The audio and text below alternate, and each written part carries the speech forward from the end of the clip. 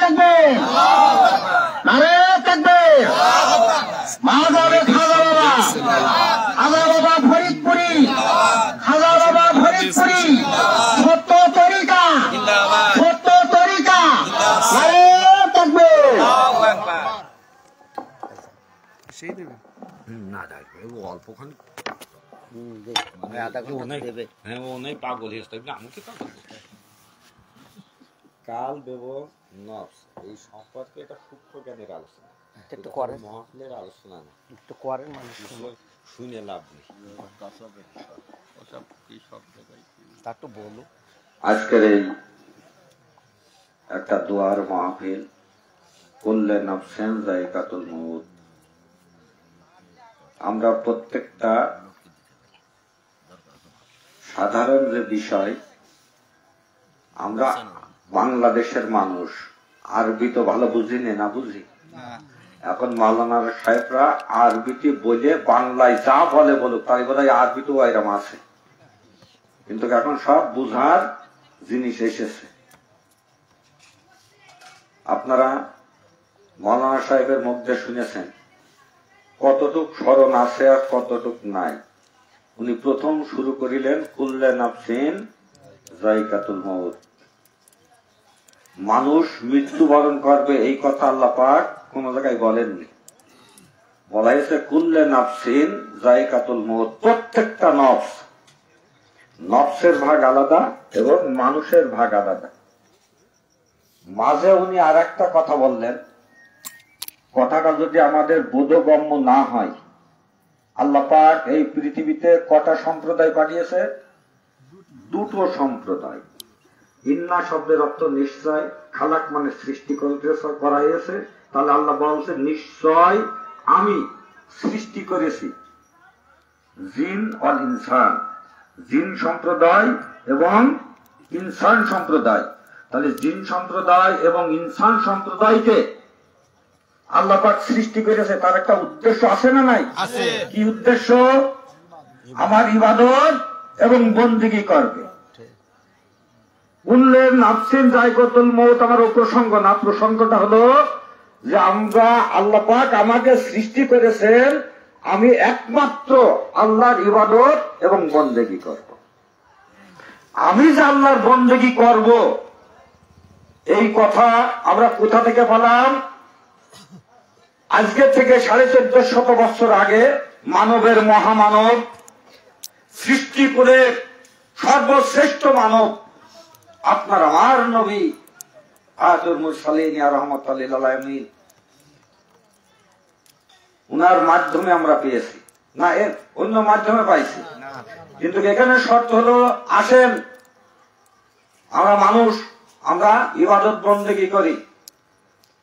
আল্লাহ পাক যদি কোরআনে এমন একটা ভাষা বলতেন যে কুল্লে ইন্না খালাকতুল জিন্না ওয়ান নাস লিয়াবুদুন, এখানে নাস কথা আল্লাহ পাক ব্যবহার করেনি, এখানে করেছে ইনসান কথা ব্যবহার করেছে। নাস মানে নাস শব্দের অর্থ মানুষ, ইনসান শব্দের অর্থ আলাদা। ইনসান ওকে বলা হয়, ইনসান হলো আল্লাহ বলছে ইনসান আমার ভেদ, আমি ইনসানের ভেদ। ইনসান কার ভেদ? আল্লাহর ভেদ, আর আল্লাহ ইনসানের ভেদ। এই ইনসান সম্পর্কে আল্লাহ পাক ইবাদত বন্দেগী করবার কথা বলা হয়েছে, কারণ মানুষ, এই নাস, নাস শব্দের অর্থ মানুষ, এই মানুষ আল্লাহকে কোনোদিন দেখতে পায়নি এবং পাবে না। তাহলে আমাদের সিজদা কোথায়? তোমরা এমনই ভাবে ইবাদত করো যেন আল্লাহকে দেখে দেখে তার কুদরতি কদমে সিজদা করছো। এটা মানুষের দ্বারা সম্ভব না, এটা একমাত্র সম্ভব ইনসানের বেলায়। মাওলানা সাহেবরা প্রায় বলছেন, আসেন নামাজ পড়লি তাহলে কি হবে? বলছেন নামাজ পড়লি মেয়ারাজ হবে, নামাজ পড়লে মেয়ারাজ হবে। আপনার আমার নবী সশরীরে মেয়ারাজ করেছে নাই করে নাই? এই মেয়ারাজ কিন্তু গুপ্ত রহস্য, এই মেয়ারাজ হলো গুপ্ত রহস্য। মক্কা থেকে বাইতুল আকসা, যেটা জিন সম্প্রদায় দিয়ে সুলাইমান আলাইহিস সালাম যে কাবা ঘর তৈরি করেছিলেন, ওটা মুসলমানদের প্রথম কাবা। আপনার আমার নবী, আপনার আমার নবী ওই কাবাকে কেবলা করে কিন্তু নামাজ আদায় করেছে। পরবর্তীতে এই ইব্রাহিম যে কাবা তৈরি করেছিলেন, এই কাবাকে কেবলা কাবাকে নামাজ আদায় করেছেন।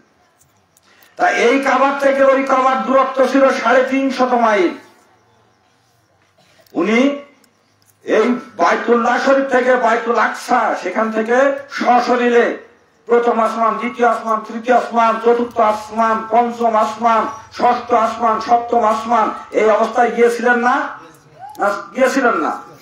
উনি সবকিছু দেখলেন, দেখার পরে ফিরে আসলেন, হে পরওয়ারদিগার, আমি আপনার দর্শন করে গেলাম, আপনার সাক্ষাৎ করে গেলাম, আপনার সাথে কথা বিনিময় হলো, আমার উম্মতের উপায় কি হবে? উনি যখনই গিয়েছেন উম্মত, কিন্তু কোন সময় উম্মত বলেননি। সেখানে আসলো আসসালাতুল মিরাজুল মুমিনিন, নামাজে, হে আমার হাবিব, তুমি তো আমাকে একবার দেখতে এসেছো, তোমার উম্মতের জন্য আমি প্রত্যেকদিন 5 বার তাদের সাথে সাক্ষাৎ করবে। সুবহানাল্লাহ। কবে সাক্ষাৎ করবে? 5 বার সাক্ষাৎ করবে। আমি কি বুকে হাতে বলতে পারছি যে আমার একবারও সাক্ষাৎ হয়েছে? তাহলে আল্লাহ কেউ কথা মিথ্যা বললে? এখানে কারণটা হলো, আজও পর্যন্ত কোন হাদিসকারী মুফতি মুহাদ্দিস মাওলানা বলল না আমার আপনার নবী যখন কাবায় উপস্থিত, সপ্তম আসমানে আরশে আজিমে উপস্থিত, এমন একটা ঘর, এই ঘরটার নাম আরশে আজিমে একটা ঘর, আল্লাহ পাকের খাস কামরা। কার কামরা? আল্লাহ পাকের খাস কামরা। এই ঘরের ভোগের একটা পার্টিশন আছে, একটা পার্টিশন। একটা ঘরের নাম আদনা, আর একটা ঘরের নাম মাকানা মাহমুদা। এটা রাসূলুল্লাহ সাল্লাল্লাহু আলাইহি ওয়াসাল্লামের জন্য খাস, রাসূলুল্লাহ সাল্লাল্লাহু আলাইহি ওয়াসাল্লামের জন্য এটা খাস কামরা। ওই কামরায় কোন সৃষ্টি করার কোন ব্যক্তি ওখানে যাবে না। যখন ষষ্ঠ আসমানে যে জিবরাইল বলছে, ইয়া রাসূলুল্লাহ আপনি যান, আমি যদি যাই আমার পালক গুলো সব পুড়ে যাবে।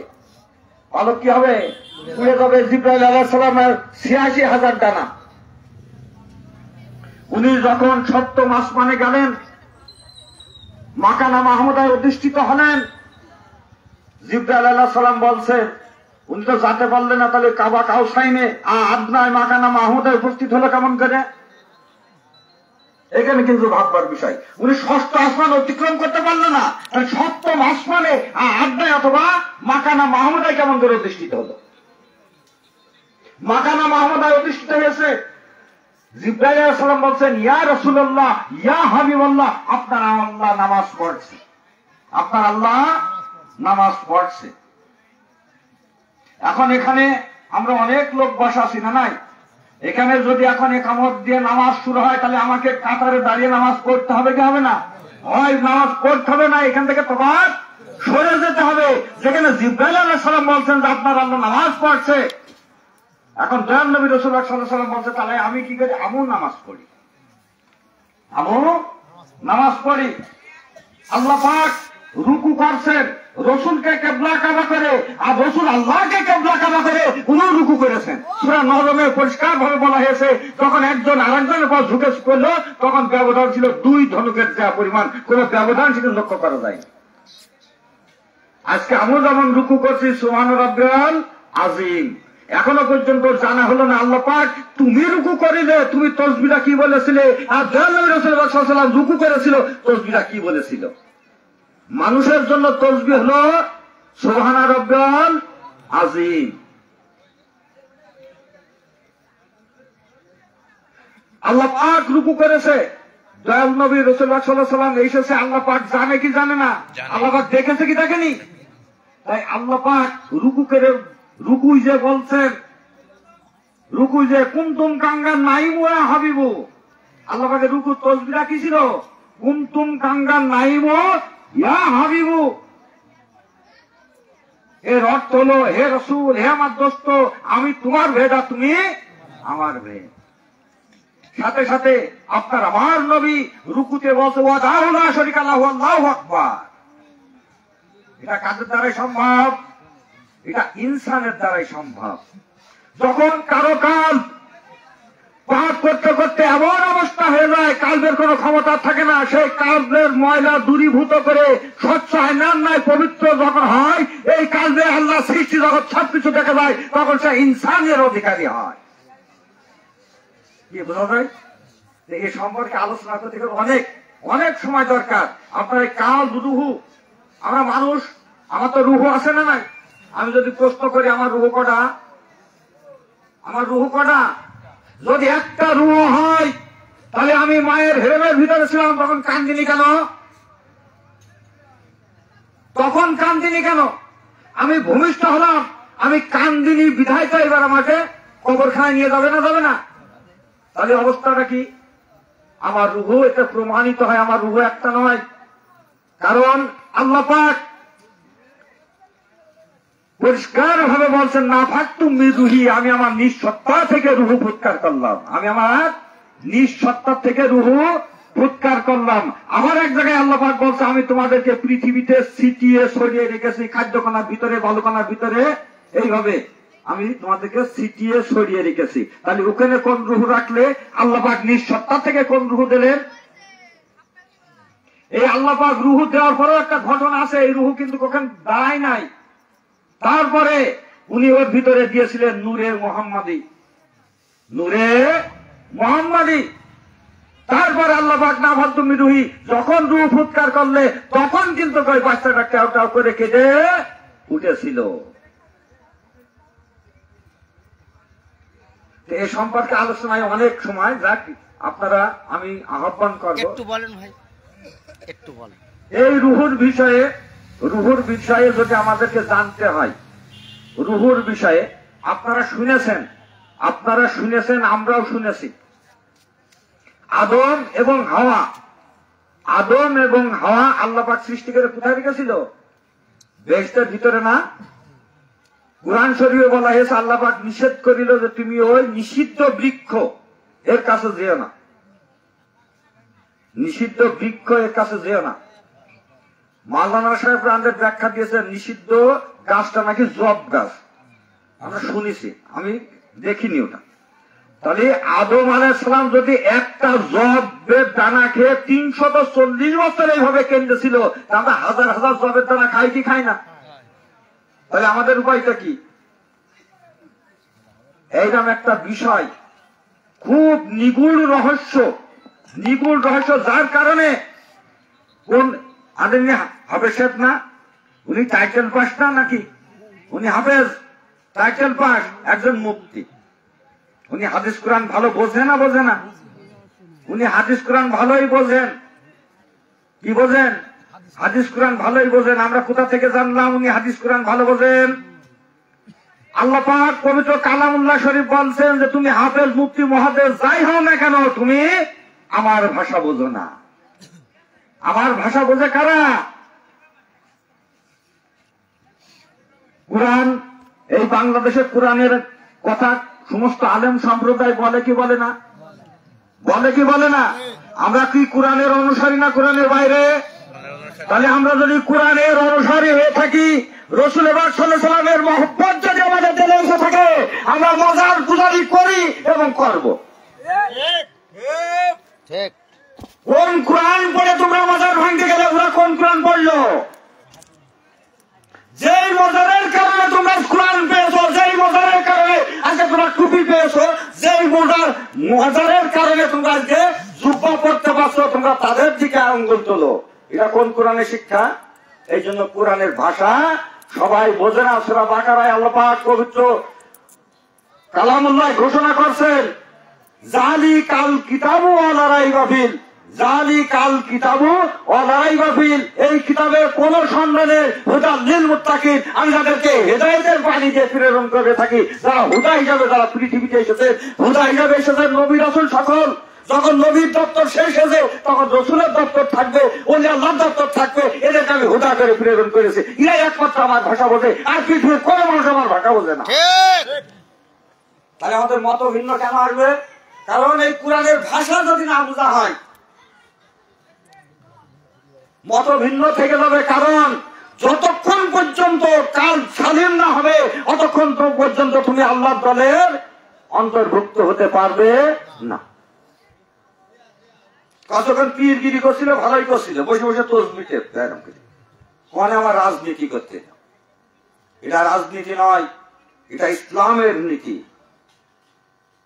দয়াল নবী রাসূলুল্লাহ সাল্লাল্লাহু আলাইহি ওয়াসাল্লাম দেশ পরিচালনা করে নাই, আবু বকর করে নাই, ওমর করে নাই, উসমান করে নাই, পরবর্তীতে সমস্ত মুসলমানরা কি দেশ পরিচালনা করে নাই? অবশ্যই করেছে। কারণ এই দেশে কোরআনের আইন চলবে না, চলবে না? অবশ্যই চলবে। কারণ এই বাংলা হলো ওলি আল্লাহর বাংলা, এই বাংলায় চলবে ওলি আল্লাহর আইন, ওলি আল্লাহর হুকুম। এই ওলি আল্লাহর হুকুম হলো আল্লাহর হুকুম। ঠিক। ওলি আল্লাহ সকল আল্লাহ ছাড়া জুদা না, ওরা আল্লাহ না। যদি পৃথক করো তাহলে মুনাফিক, আর যদি এক ভাবো তাহলে কাফের। তাই এই কাল সম্পর্কে যে কথাটা বলছেন, কাল এমন একটা বস্তু, কাল এমন একটা বস্তু। একদিন জিবরাইল আলাইহিস সালাম বলছে, হে পরওয়ারদিগার, আপনি বেহেশত তৈরি করেছেন, আমি আপনার একটা বেহেশত দেখবো। তখন হে জিবরাইল, আখি জিবরাইল, তোমার পক্ষে সম্ভব না। তখন পরওয়ারদিগার, আপনি বলেন কি, আপনি বলেন কি করেছেন? সূর্য অস্তমিত হতে চলল, উনি দাঁড়িয়ে গিয়েছেন, হে পরওয়ারদিগার, আমি আপনার কয়টা বেহেশত দেখলাম? আখি জিবরাইল, তুমি এই বেহেশতের একটা কোণা থেকে আর একটা কোণা পর্যন্ত যেতে পারোনি। একটা ডানা দিয়ে একবার ধাক্কা দিলে চৌকা আসমান থেকে মসজিদে নববীতে পর্যন্ত আসে, আর ৮৬,০০০ ডানা সকাল থেকে সন্ধ্যা পর্যন্ত বেয়ে একটা বেহেশত আছে। একটা সমস্যার জন্য আপনার কাছে এসেছি, যদি আপনি বলেন। আজ আমি সারাদিন ধরে জিবরাইলের খুঁজে বেড়াচ্ছি। কার খোঁজে? জিবরাইলের খোঁজ যেটা। হুজুর দয়া করে আমার একটু বলেন, জিবরাইল আলাইহিস সালাম কোথায় আছে, ওনার বসবাস কোথায়? এর মতো অবস্থায় যে আবু বকর সিদ্দিক রাদিয়াল্লাহু তাআলা আনহু চক্ষু বন্ধ করলেন, উপর দিকে একবার তাকালেন, আবার মাথা সোজা করলেন, চক্ষু মেলালেন, তারপর আবার চক্ষু বন্ধ করলেন, করে নিচের দিকে একটু তাকালেন, তাকানোর পর এবার মুখ উঁচু করে বলছে, আমার এই কাল দয়াল নবী রাসূলের পাক সাল্লাল্লাহু আলাইহি সাল্লামের কাল এক কাল নয়, আমার এই কাল হলো সাধারণ একটা কাল। যার কারণে আমার জিন্দাবাদ বলছেন যে বাবা, আমি কাল যদি কাল আল্লাহর দিক, আমি আমার কাল, আমি আমার মুর্শিদের দিকে, আর মুর্শিদের কাল আল্লাহর দিকে। আমার এই কাল ক্ষুদ্রতম কাল, আর ওলি আল্লাহদের কাল হলো মহাকাল। এই ক্ষুদ্র কাল যখন মহাকালের সাথে যুক্ত হয়, কখন হবে? যখন কাল পরিষ্কার হবে, যখন সালিম হবে। এই কালেরও ৫টা দপ্তর দিয়েছে, এটা পর্যায়ক্রমে আসতে হবে। এই পবিত্র হবার দায়িত্ব কোন মানুষের উপরে আল্লাহ পাক দেয়নি। আমি যুগে যুগে তোমাদেরকে পবিত্র করবার জন্য তোমাদের গোত্র থেকে, তোমাদের ভিতর থেকে এমন কোন গোত্র নাই, এমন কোন বংশ নাই, এমন কোন দেশ নাই, এমন কোন জনপদ নাই যে আমি পবিত্র করবার জন্য সেখানে আমি আমার রাসূল প্রেরণ করিনি। ঠিক। আমি সমস্ত ভাইদেরকে আহ্বান জানাবো, আগামী 24 তারিখ আমি জাকের ভাইদের উদ্দেশ্যে, যদি সাথে কেউ যায় অবশ্যই যোগাযোগ রাখবেন। ইউনিয়নের যে সভাপতি আছেন, হেজবুল্লাহর ইমাম, যে কথা মাওলানা সাহেব বলছিলেন, ওনার পরিচয় এখনো গোপন। বাংলার মানুষ শুধু নয়, এই বিশ্বে 257টি রাষ্ট্রের কোন রাষ্ট্রের কোন খবর নাই যে উনি সে কোন ব্যক্তি। বাংলার মানুষরা জানে, বাংলার মানুষ জানে, অথচ এরা স্বীকার করে না। 18 কোটি মানুষের ভিতরে কেন ব্যক্তি বলে নাই, একমাত্র হেজবুল্লাহর ইমাম বলেছিলেন এক ব্যক্তি দেশ থেকে পালাবে না, পালাই নাই। একটু ধৈর্য ধরে আমি জাকের ভাইদের উদ্দেশ্যে কথাটা বলছি, জাকের ভাইদের উদ্দেশ্যে, অন্য কোন ব্যক্তির কাছে না। এত এত উদ্গ্রীব কেন? কখন ক্ষমতায় যাব, কখন ক্ষমতায় যাব? আমি ছোট শিশু, আমি যখন ছোট শিশু, আমাকে খেলা হয়েছে, কৈশোর আমাকে টেনেছে। যখন কৈশোরে উপনীত হয়েছি তখন কৈশোর আমাকে ঠেলেছে, যৌবন আমাকে টেনেছে। তাহলে একজন খেলছে আর একজন টেনে এনেছে, তাহলে যাওয়াটা দ্রুত হবে না? না, হবে না। যখন যৌবন এসে তখন যৌবন আমাকে ঠেলে দিচ্ছে আর বার্ধক্য আমাকে টানছে, তাই তো? তাই হেজবুল্লাহর ইমাম বলছে আমরা ওই এমন নাই, ক্ষমতা ওই মসনদ আমাদেরকে টেনে হেলতে মসনদে নিয়ে বসাবে, আমি সেই অপেক্ষায় আছি। নারে তাকবীর, নারে তাকবীর, মা যাবে খাজা বাবা, খাজা বাবা ফরিদপুরি, নারে তাকবীর।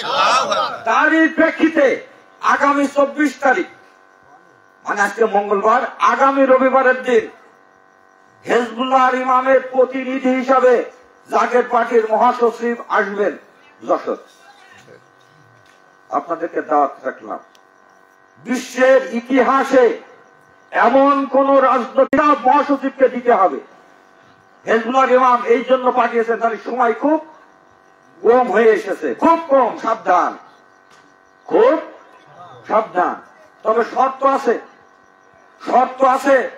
আমি সমস্ত ভাইদেরকে উদাত্ত আহ্বান জানাবো, সময়কালে বন্ধু মেলে অসময় কিন্তু কেউ আসে না। যারা আপনাদের আমাদেরকে ধাক্কা দিয়ে বের করে দিয়েছিল, অত্যন্ত হুঁশিয়ার সাবধান, অত্যন্ত হুঁশিয়ার সাবধান। ওলি আল্লাহ সকল রং পাল্টায় না, শয়তান নামক গিরগিটি রং পাল্টেই যায়, রং পাল্টেই যায়। শয়তান নামক গিরগিটি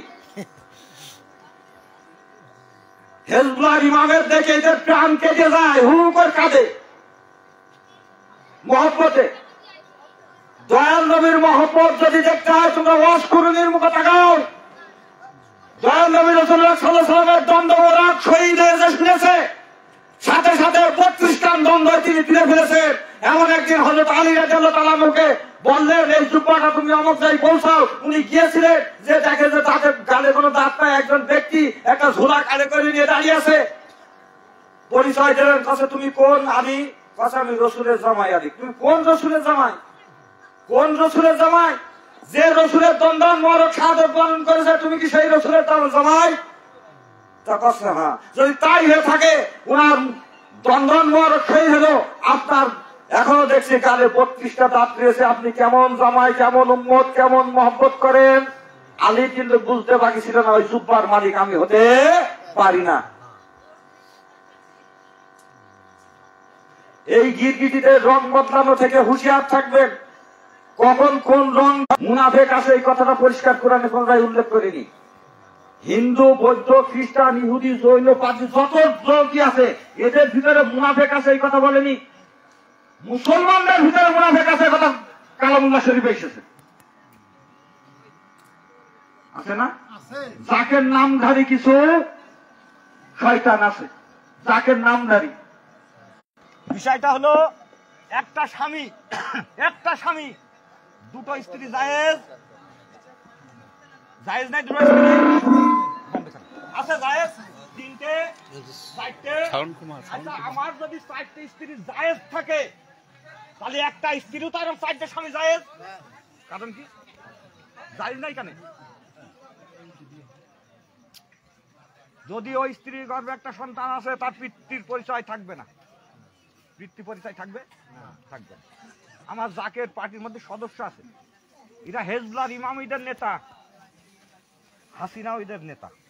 ঠিক নেতা কজন? ওই গর্ভের সন্তান হলে কে দাবি করবে সন্তান? খুব সাবধান, সময় আর নেই, ঢুকারও সুযোগ নেই। আবার আরেকজন আছে হিজবুল্লাহ ইমামও নেতা, খালেদা জিয়াও নেতা। তাহলে কয়জন নেতা? আমাদেরও অঞ্চলে কয়েকজন জাকের আছে। ঈদের নেতা খাজা বাবা, ঈদের নেতা শেখ হাসিনা, ঈদের নেতা খালেদা জিয়া। এর আবার 3 স্বামী। হিজবুল্লাহ ইমাম বারবার সতর্ক করছেন, একটা খাপের ভিতরে 2টো তরবারি থাকে না। নেতা একজন, নেতা 2জন হবে না। যদি আপনি সেই নেতার অনুসারী হন, সেখানে চলে যান। এ থেকে অত্যন্ত সাবধান থাকবে। আমি আপনাদের জন্য দোয়া করি, আমার জন্য দোয়া করবেন, যাতে আমরা ঐক্যবদ্ধভাবে, যারা দুর্দিনে আমাদের সাথে আমরা ঐক্যবদ্ধভাবে রয়েছি, আমরা সুদিনেও তাদের সাথে নিয়ে সুখ একসাথে উপভোগ করতে চাই। আর সেই সময় কত বছর? 1-10 বছর না। আপনারা আশা রাখেন, 24 তারিখে আসেন, ঔরস পর্যন্ত আমরা স্বাচ্ছন্দ্যে এই বাংলার জমিনে থাকবো। এত লাফালাফি ভালো না, এত লাফালাফি ভালো না। 5 তারিখের পরে তোমরা যারা মনে করিলে আমরা সরকার গঠন করব, কালকের ভাষণের পরে আজকে সব ঘরের থেকে বেরোচ্ছে না। একটু ধৈর্য ধরো। হিজবুল্লাহ ইমাম বলেছে, আওয়ামী লীগ সরকারের পর যদি কোন সরকার এই দেশ চালায়, সেই সরকার হবে জাকের পার্টি। ঠিক। নারে তাকবীর, নারে তাকবীর। মা যাবে খাজা বাবা, খাজা বাবা ফরিদপুরি, নারে তাকবীর। আপনাদের কি বিশ্বাস হয়? কারণ হলো আরেকটু কথা শুনেন, আপনারা বিশ্ব বিচিত্রায় যে খবরগুলো হয়, বিশ্ব সংবাদগুলো একটু শোনেন। আমাদের একটা দ্বীপ আছে না নাই? এই দ্বীপ নিয়ে তামাম বিশ্বের লোক ওই দ্বীপটা নেবে, কারণটা কি? এই দ্বীপটা তামাম বিশ্ব তাগিয়ে রেখেছে কোন কারণে? কারণ এই বিশ্বে কোথায়ও ইউরেনিয়ামের খনি নাই, কোথায় নাই। একমাত্র বঙ্গোপসাগর আছে, তা বাংলাদেশের অধীনে। যেখানে ইউরেনিয়ামের খনি, পৃথিবীর যত ধনী রাষ্ট্রই হোক না কেন, সমস্ত ধনীদেরও ধনী হবে এই বাংলাদেশ, এই ইউরেনিয়াম খনির কারণে। যার কারণে সমস্ত দেশ এখন লালায়িত, ওইটা আমার দিতে হবে, ওইটা আমার দিতে হবে, ওইটা আমার দিতে হবে। না, সেটা হবে না। হিজবুল্লাহ ইমাম বলেছে কোন রকম তা বরদাস্ত করা হবে না। আমি আমার সম্পদ কারোর কাছে দিয়ে আমি তার সাথে আঘাত করতে রাজি নাই। আমার সম্পদ আমি ভোগ করব। দাদা, আমি সবাইকে সুস্বাস্থ্য কামনা করি, আমরা সুন্দরভাবে যাতে জীবনযাপন করতে পারি। আর আমার মাওলানা সাহেবের কাছে আজকে আবেদন, যারা জাকের পার্টির সক্রিয় কর্মী, আপনি তাদের জন্য একটু দোয়া করবেন, যেন বিজয় নিশানা এদের হাত দিয়ে না তোলা পর্যন্ত মালিক উল মউত যেন এদেরকে রুহ কবজ করে না। সবাইকে হায়াত দারাজ করুক, এই বলে আমার সংক্ষিপ্ত আলোচনা আখেরি দাওয়ানা আলহামদুলিল্লাহ রাব্বিল আলামিন। আসসালামু আলাইকুম ওয়া রাহমাতুল্লাহি ওয়া বারাকাতুহু। আলহামদুলিল্লাহ, আজকে চৌগাছা থানার সাধারণ সম্পাদক আমার খায়রুল ভাই অনেক গুরুত্বপূর্ণ আলোচনা রেখেছেন। আমি আশা রাখি আগামীতে আসলে এই কাল প্রভু এই বিষয়ের পরে যেন সুন্দরভাবে বিস্তারিত করে, মানুষ যেন ধৈর্য সহকারে যেন শোনে, কিছুটা বুঝ যেন দান আল্লাহ পাক প্রত্যেকে যেন দান করে। যাই হোক, আজকে দেখেন, আজকে এই জায়গায় এই ফুলশা গ্রামে সেকেন্দার বাড়ির রাঙ্গিনায় তিনার উপলক্ষে দোয়ার অনুষ্ঠানের আয়োজন করা হয়েছে। আমি এই গ্রামে যত জাকের আশেকার মুমিন মুসলমান ভাই বোন আপনারা এসেছেন, বিভিন্ন ইউনিয়ন থেকে এসেছেন, আমি আমার কেবলাজান হুজুরের অত্যন্ত আদরের সন্তান, মায়ের সন্তান এবং ভাইজান মহোদয়ের অত্যন্ত কাছের লোক হযরত মাওলানা আব্দুল সবুর সাহেব, আমি ভাইকে অনেক দৃষ্টি আকর্ষণ করে বলবো, ভাইজান আজকে সমস্ত তামাম পৃথিবীর মুমিন মুসলমানদের দোয়া করবেন। কত মানুষ গাছতলায় বাসতলায় চলে গেছে, সবাই জন্য দোয়া করবেন। এবং যারা এখানে এসেছেন সবাই সেকেন্দার আলীর জন্য একটু দোয়া করবেন। আল্লাহ পাক যেন এই মাহফিলের ওসিলায় যেন তিনার দিকে রহমতের দৃষ্টি দেন, মায়ের নজরে যেন তাকায় এবং তিনাকে যেন মাফ করে দেন তিনার জীবনের কর্মকাণ্ড। এবং আজকে আমি দৃষ্টি আকর্ষণ করবো, সবাই এই মাহফিলের ভিতরে এসে বসেন। ইনশাল্লাহ এখনই মোনাজাত হবে, মোনাজাতের পরে তাবারক দেওয়া হবে। আপনারা তাবারক না খেয়েও বাড়িতে কিনতে যাবেন না, বাইরেলার পক্ষ থেকে তাবারকের ব্যবস্থা করা হয়েছে। আপনারা তাবারক খেয়ে আপনাদের গন্তব্যে আপনারা আস্তে আস্তে ধীরে ধীরে চলে যাবেন। আমি দৃষ্টি আকর্ষণ করবো যে আপনারা মাহফিলের ভিতরে এসে বসেন, সবাই মহব্বতের সাথে মোনাজাতটা করবেন। সবাই এসে বসেন।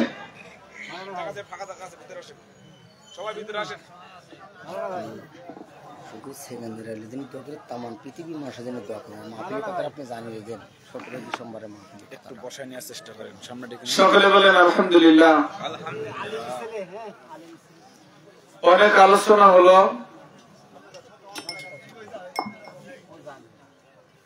অনেক আলোচনা হয়েছে, বিশেষ করে কার মনে কি সেটা আমার আল্লাহই ভালো জানে। আমি সকলের নাম ধরে দোয়া করতে গেলে অনেক সময় চলে যাবে, যেহেতু শীতের সময়। আমার যুবক ভাইরা আপনারা বসবেন না, মানে ওখান থেকে অমনি চলে যাওয়ার নিয়ে, তাহলে এই দাগের বাইরে ভিতরে আসলে তাবারকও খাওয়া লাগবে না, তাই তো? সবাই এসে বসেন, মুনাজাতের আদব হলো বসা। আপনারা আমার ভাই না, সবাই একটু সামনে সরে সরে আসেন। আমার মরণ আসিবে কখন কেউ তো জানে না। আসেন সবাই একটু বসেন। আসছে আগামী 17 ডিসেম্বর,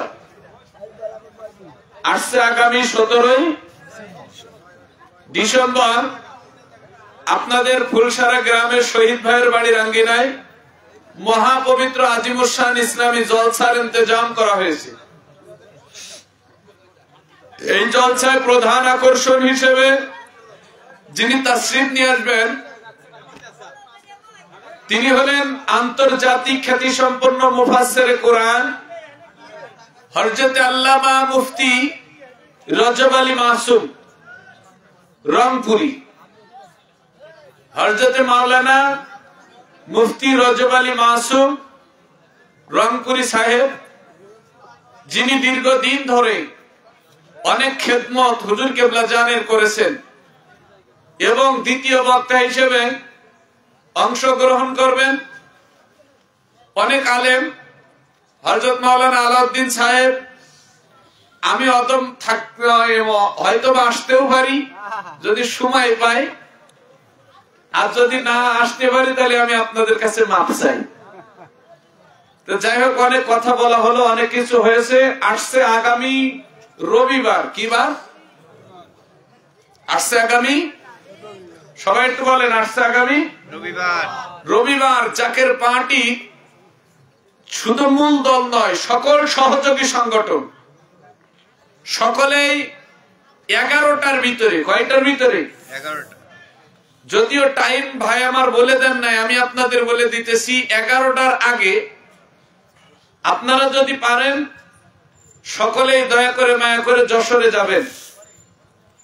যশোর জাকের পার্টি কার্যালয়, ওখান থেকে যে জায়গায় হুকুম হয় ইনশাল্লাহ সেখানে আমরা রওনা দিব।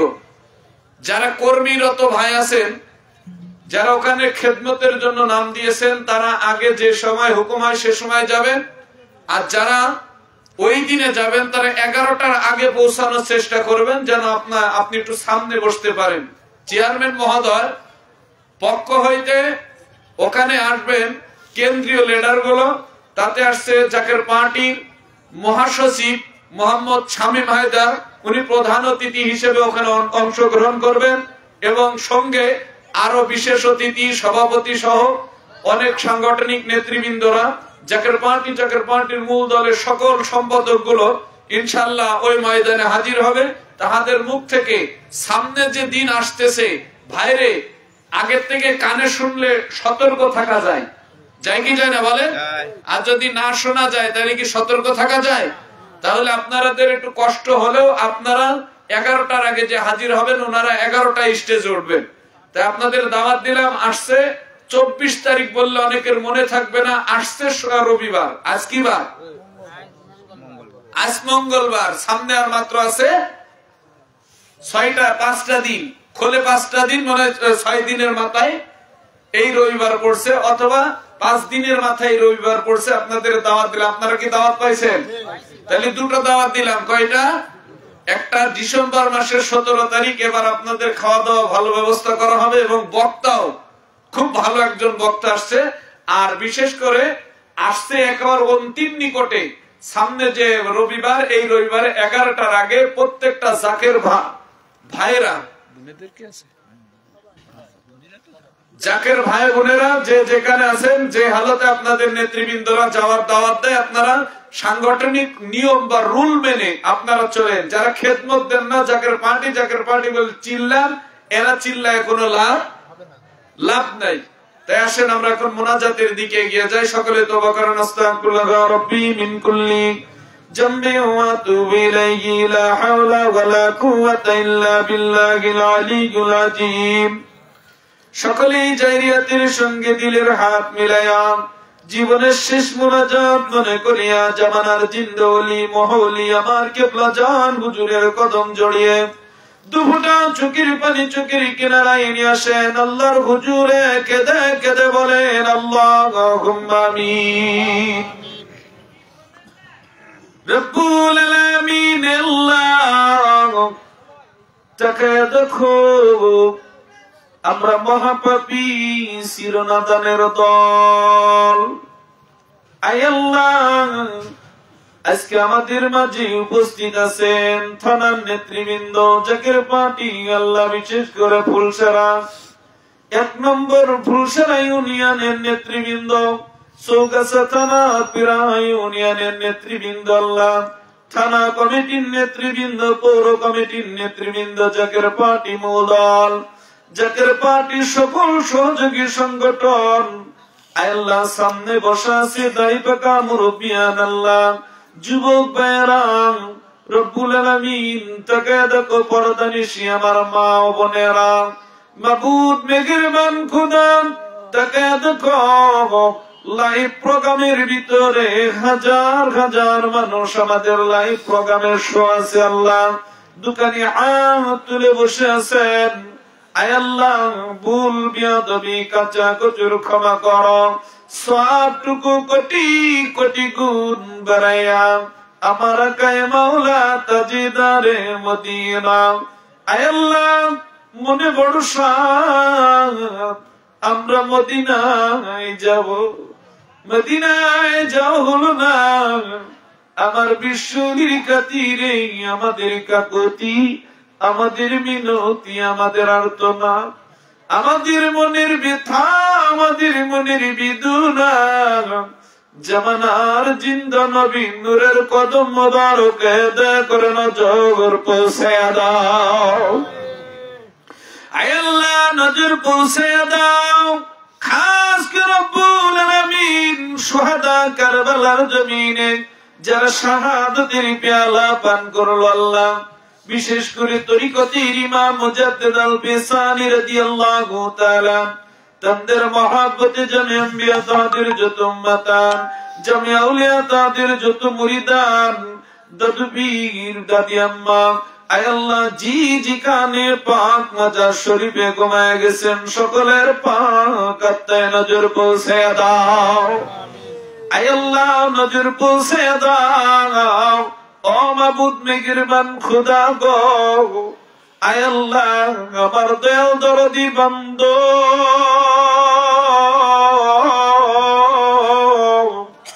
আয় আল্লাহ, ওইনা কোটি কোটি জাকিরদের তিম বানাইয়া বড় তালা খালি কইরা,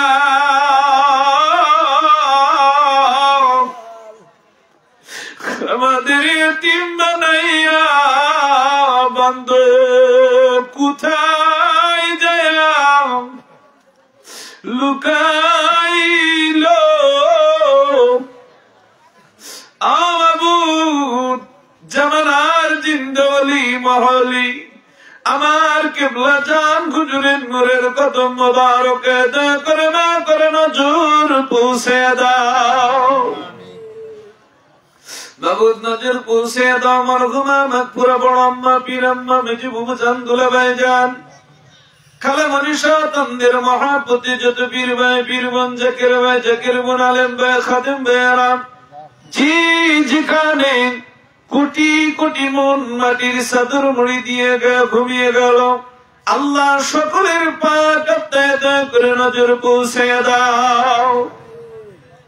মাবুদ নজর পৌঁছে দাও। আমরা যারা হাত তুলেছি, আমাদের আপন আপন আব্বা আম্মা, দাদা দাদি, নানা নানি, আল্লাহ ফুলসারার জমিনে যে যেখানে ঘুমিয়েছে, এই ইউনিয়নের ভিতরে আল্লাহ, চৌগাছা থানার ভিতরে, আয় আল্লাহ, যশোর জেলা, যা বিশেষ করে আল্লাহ খুলনা বিভাগের ভিতরে, বাংলাদেশ তত বহির্বিশ্বে যে যেখানে ঘুমিয়ে আছে আল্লাহ, দয়া করে না করে সকলের কবরে আযাব তুমি মাফ করিয়া দাও। বাবু, আয় আল্লাহ, বড় মনে পড়ে যায় যে বাড়ির আঙ্গিনায়, মাবুদ গো, এই বাড়িটা আল্লাহ আমার সাকার আলী ভাই, মাবুদ মুরব্বী মানুষ, আয় আল্লাহ, লাঠি ভর দিয়ে দিয়ে দিয়ে দিয়ে দিয়ে দিয়ে আল্লাহ জাকের পার্টির কর্মকাণ্ড গুলো করতেন, পাকশালায় খেদমত করে গেছে। মাবুদ গো, 4 ছেলে আল্লাহ, তার মেয়েগুলো মুহূর্তে দোকানে হাত তুলেছে গো আল্লাহ। ও দয়াময় মেহেরবান খোদা গো, ব্যক্তিটাও তো আমার অনেক প্রিয় মানুষ ছিল মাবুদ, আয় আল্লাহ, তার জানাজায় আমি হাজির ছিলাম, রব্বুল আলামিন তার অনুষ্ঠানগুলো আমি হাজির হতাম গো আল্লাহ। আজ বাড়িতে আসলাম, সবার মুখ দেখি সেই মানুষটারে হওয়া যাইবা। তাকায় দেখো ছেলেগুলো হাওমাও করতেছে, মেয়েগুলো কেঁদে দিয়েছে। আল্লাহ বাপ নাই, আল্লাহ দয়া করে মায়া করে, আল্লাহ ওই ভাইজানের কবর আজাব দয়া করে মায়া করে তুমি মাফ করিয়া দাও। খবর কোষ দয়া করো, দর্শন করো, দর্শন করো, কবর প্রশস্ত করো, কবর গুলি তুমি বেহেশতের বাগান বানায় দাও। ময়দানে আল্লাহ আমরা যারা হাত তুলেছি আল্লাহ, আমাবুদ বেগেরবান খোদা যারা কঠিন কঠিন অসুস্থ আল্লাহ, মাবুদ আমার এখানে অনেকে নাম ধরে দোয়া চেয়েছে আল্লাহ। আয় আল্লাহ কাউরের ছেলের সমস্যা, কাউরের নিজের সমস্যা, আল্লাহ ইউনিয়ন সভাপতি মসজিদ মধ্যখানে আল্লাহ অসুস্থ হয়ে পড়েছিল। আয় আল্লাহ শুনতে পেলাম ইসমাইল ভাইয়ের বড় ভাইটা কঠিন থেকে কঠিন অসুস্থ। মাবুদ গো আয় আল্লাহ এইভাবে যারা ভেবে আল্লাহ কঠিন কঠিন অসুস্থ, আল্লাহ দয়া করে মায়া করে আল্লাহ সবাইকে তুমি সুস্থতা দান করিয়া দাও, অভাব পূরণ করিয়া দাও। আল্লাহ আসমানি বেলা আসমানে তুলিয়া নাও, জমিনের বেলা জমিনে দামিয়ে দাও। বাংলা আর জমিনকে সুশীতল দেশ হিসেবে কবুল মঞ্জুর করো আল্লাহ। অশান্ত বিশ্বে শান্তির উপায় বাণী শোনাইবার জন্য দুই ভাইজান দুই শাহজানকে তুমি কবুল মঞ্জুর করো আল্লাহ। খাজা পরিবারকে সুস্থতা রেখে দীর্ঘ হায়াত বাড়ায় দাও। আল্লাহ বিশেষ করে থানার নেতৃবৃন্দরা এক অনুরোধ করেছে একানিষ্ঠ ভাবে যারা জাকের পার্টি করে আল্লাহ, বাংলাদেশ আল্লাহ সহ এই ফুলসারানা আল্লাহ চৌগাছা থানা বাংলাদেশ সহ বহির্বিশ্বে আল্লাহ যারা খেদমত দিতে দিতে হুকুম মানতে মানতে আল্লাহ অনেক কষ্ট হয়ে গেছে আল্লাহ। আল্লাহ তুমি সবার উপরে তুমি খাস রহমত দান করো। ভাইজানের রহমতের চাদর দিয়ে আল্লাহ সবাইকে তুমি ঢাকিয়ে রাখো আল্লাহ। আল্লাহ আমরা যারা হাজিরা দিয়েছি আমাদের সবাইকে যে সবার জীবনের গুনাহ মাফ করিয়া দাও। যুবকরা হাত তুলেছে আল্লাহ যারা লেখাপড়া করছে মাতার জেন ভালো করিয়া দাও। আল্লাহ এই প্রোগ্রামের ভিতরে আল্লাহ বিদেশগামী অনেকেই দাওয়া আল্লাহ দোয়া চেয়েছে আল্লাহ আমার ভাইপো রব্বুল আলামিন আমার ভাতিজা আল্লাহ বিশেষ করে আমার আল্লাহ কাকুমনি বলে সম্বোধন করে রব্বুল আলামিন আল্লাহ এইভাবে যারা দোয়া চেয়েছে আল্লাহ সকলের মনের নেক বাসনা পূরণ করিয়া দাও। পর্দানিশী মা বোনেদেরকে আল্লাহ তুমি হেফাজত করো। আল্লাহ সবার জাকের পার্টি বুঝবার এবং মানবার মতো তৌফিক দান করো আল্লাহ। ফুলসারি ইউনিয়ন জাকের পার্টির হাতকে শক্তিশালী করিয়া দাও। আল্লাহ বাংলার মসনদে আল্লাহ ওই মসনদে আল্লাহ নিকলঙ্কিত একটা নেতার আল্লাহ আবির্ভাব বানিয়ে দাও। বাংলার মানুষের ভিতরে আল্লাহ তুমি খাস করে সত্য দাওয়াত আল্লাহ সকলের অন্তরে পয়দা করিয়া দাও। কাঁধে কাঁধ মিলাইয়া কালেমাকে বাস্তবায়ন করার জন্য হিজবুল্লাহর ইমামের কদমের ছায়া ধরে সবাইকে আশ্রয় দান করো আল্লাহ। আল্লাহ আজকে তাবারক রহমত দান করো। ইসমাইল চারি ভাই আল্লাহ যে কর্ম করে কর্মের ভিতর রহমত দান করো আল্লাহ। আল্লাহ বিশেষ করে তাদের পরিবারের ভিতর বউ বাল বাচ্চা নিয়ে আল্লাহ বিশেষ করে সহি সালামতে থাকতে পারে তৌফিক তুমি দান করিয়া দাও। তার বোনগুলো শ্বশুর বাড়ির জমিনে আল্লাহ তারা শারীরিক সুস্থতা রেখে আল্লাহ সুন্দর করে চলতে পারে, আমার কেবলা জান হুজুরের গোলামি করতে পারে তৌফিক তুমি দান করো। রব্বানা তাকাব্বাল মিন্না ইন্নাকা আনতাস সামিউল আলিম ওয়া তুব আলাইনা ইন্নাকা আনতাত তাওয়াবুর রহিম ওয়া কুর রাব্বিরহামহুমা কামা রাব্বায়ানি সাগীরা। আমিন আমিন বিজদিকা আমিন মাহকেলা ইলাহা ইল্লাল্লাহু মুহাম্মাদুর রাসূলুল্লাহ।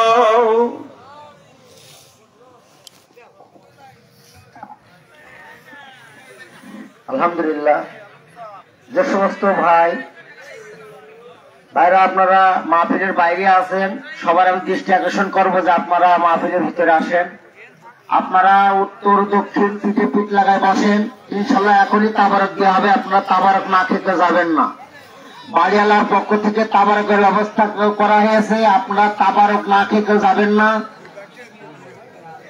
আপনারা সবাই পিঠে পিঠ লাগাই উত্তর দক্ষিণ পিঠে পিঠ লাগায় বসেন।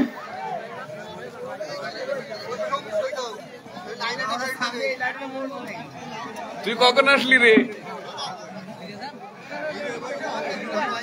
তোর তো খুঁজেই পাচ্ছি রে, রাস্তার বাইরে ছিলে সব ফকলো রে।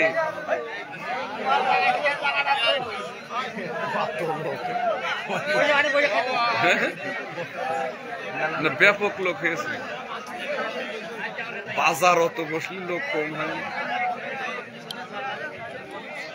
ছেড়ে দে নৌকা, ছেড়ে দে নৌকা মাঝি যাব মদিনায়,